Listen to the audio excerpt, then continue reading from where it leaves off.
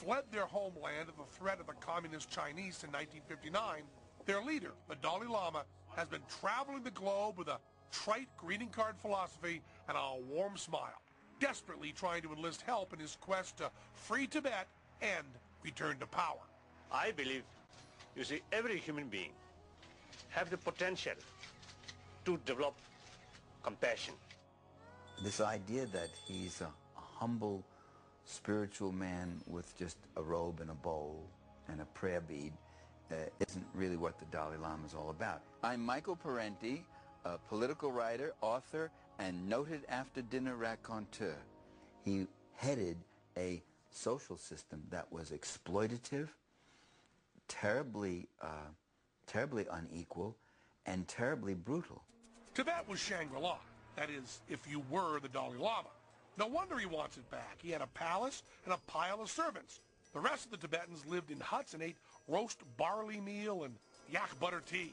You had a privileged priest class living in utter luxury and opulence, and you had a mass of serfs living in utter misery. And if you broke the law, then torture and mutilation, including eye gouging, the pulling out of tongues, and even disemboweling were reportedly common punishments. The Dalai Lama sounds more like Mo Howard than a saint. Woo! Wise guy. Yeah, those are eyeballs.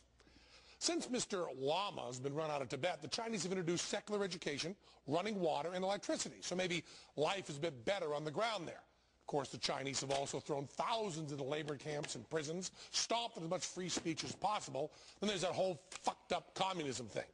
But if you ask Tenzin Gyatso, DBA Lama, what is it with these holy people and their aliases?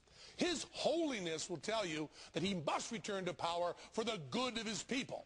In this case, good may translate into his people living in squalor and his government condoning slavery. Remember, the lesser of two evils is still evil.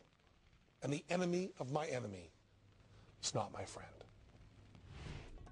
As this State Department internal memo reveals, the Dalai Lama at one time took $180,000 a year from the CIA for his living expenses, and $1.5 million a year from the spy agency to finance Tibetan guerrilla operations against the Chinese, which included running a covert guerrilla training center in Colorado. Maybe they were non-violent covert guerrillas. Violence and telling lies, cheating, these I believe basically against human nature.